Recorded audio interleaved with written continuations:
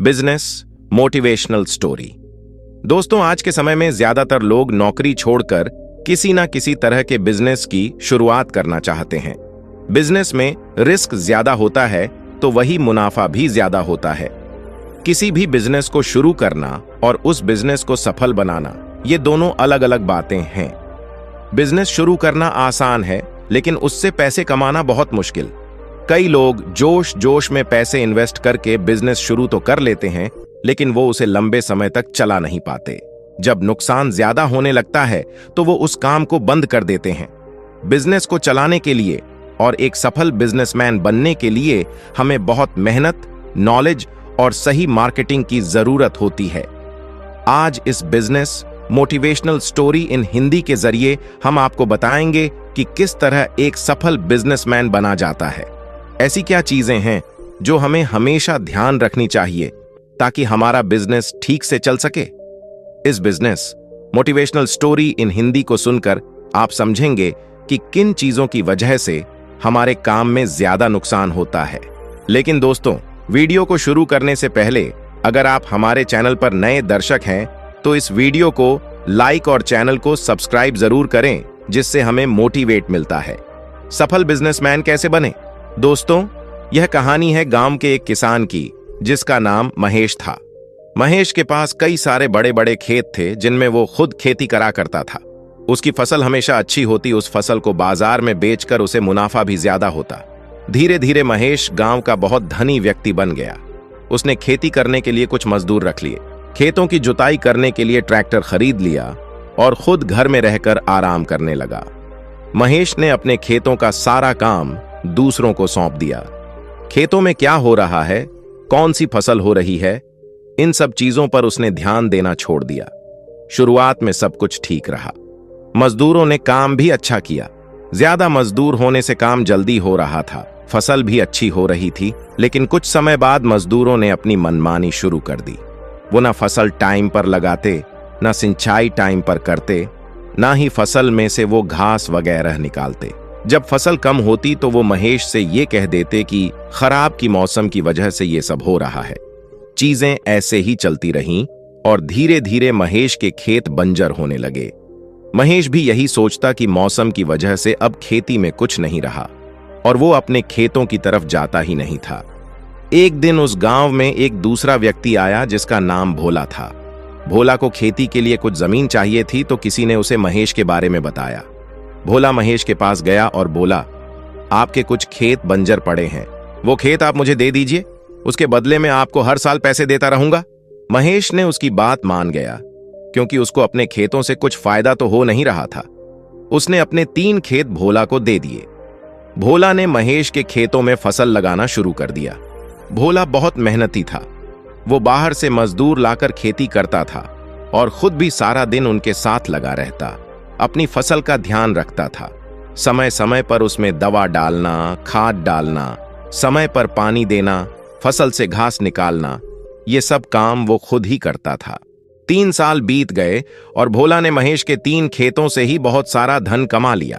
उसकी फसल हर साल अच्छी होती, वहीं दूसरी तरफ महेश की फसल हर साल बेकार होती गई और महेश उस पर लोगों का कर्ज हो गया।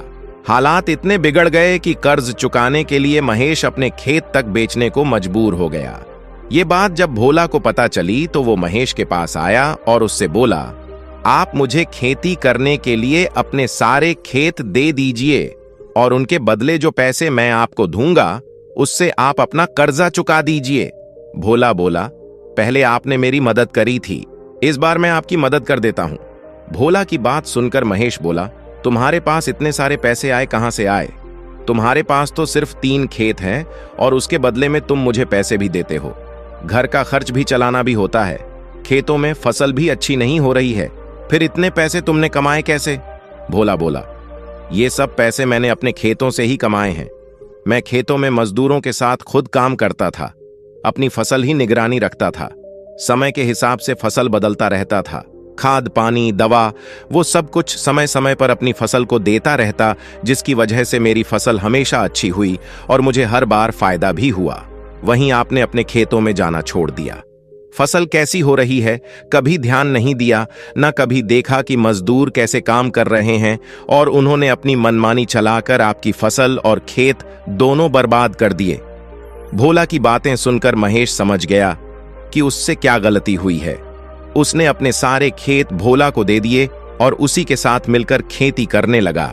कुछ ही सालों में महेश की जिंदगी फिर से सुधर गई और वो फिर से गांव का एक धनी व्यक्ति बन गया। दोस्तों, हमें इस बिजनेस मोटिवेशनल कहानी से सीख मिलती है कि हमें अपने काम की जिम्मेदारी हमेशा खुद लेनी चाहिए। जब हम अपना काम दूसरों के भरोसे छोड़ देते हैं और उस पर ध्यान नहीं देते तो हमारा नुकसान ही होता है। कई बार हम लोग दूसरों के भरोसे अपना कोई बिजनेस शुरू कर देते हैं और सोचते हैं कि सब कुछ बढ़िया होगा। हम पार्टनरशिप में अपने दोस्त, अपने रिश्तेदार या फिर किसी अनजान व्यक्ति को ले लेते हैं और फिर उनके भरोसे सब कुछ छोड़ देते हैं। कई बार वही लोग धोखा दे जाते हैं और हमारा बिजनेस डूब जाता है। आप कभी ऐसी गलती ना करें। जब भी आप कोई बिजनेस शुरू करें, सबसे पहले खुद उसे सीखें। जब तक वो काम आपको नहीं आएगा, तब तक आप उसमें सुधार नहीं कर पाएंगे। जब आपका बिजनेस चलने लगे, तब आप उसमें दूसरों को जोड़ें और हमेशा अपने काम की जांच करते रहे। देखें कि आपको कितना प्रॉफिट हो रहा है, कितना नुकसान हो रहा है, कौन अच्छा काम कर रहा है, कौन काम चोरी कर रहा है। अगर आप अपने काम को दूसरों के भरोसे छोड़कर मौज मस्ती या आराम में लग जाएंगे, तो वो काम हमेशा नुकसान ही देगा। बिजनेस की शुरुआत हमेशा उन लोगों के साथ करें जिन पर आपको सच में भरोसा हो।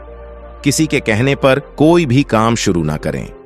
काम या बिजनेस वही करें जिसकी आपको खुद भी जानकारी हो, ताकि कल अगर कोई आपको धोखा दे भी जाए तो उस काम को आप खुद भी आगे बढ़ा सके।